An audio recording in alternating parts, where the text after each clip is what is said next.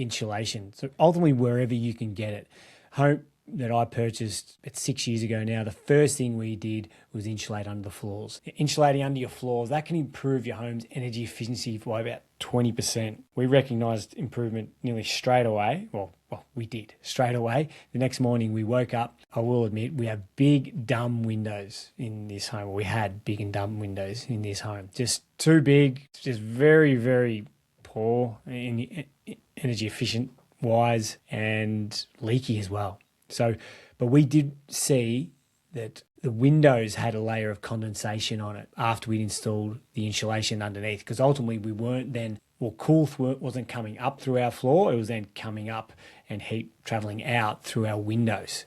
So it obviously changed the science or physics of the home there. So it clearly had a great impact. Of course, you can only insulate under your floors if you can gain access, which in a lot of older homes you can. If you can't gain access, apply insulation into your ceiling. That always helps. It certainly helps for heat loss traveling through your ceiling. Heat obviously rises. And then, of course, your walls.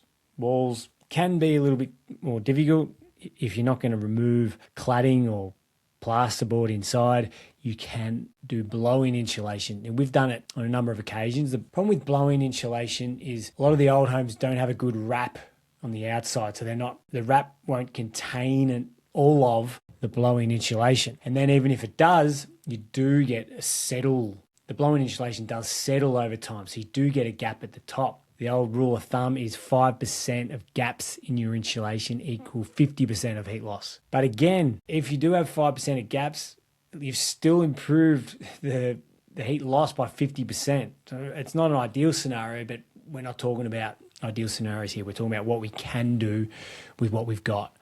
Ideally, you would remove the cladding or your internal lining and apply insulation. Or if you have double brick, I should say. Again, it's another larger renovation type of method, but there's rigid XPS insulation that is on the back of plasterboard. It's called K17 insulation back plasterboard from Knauf, and you can apply that to your double brick walls.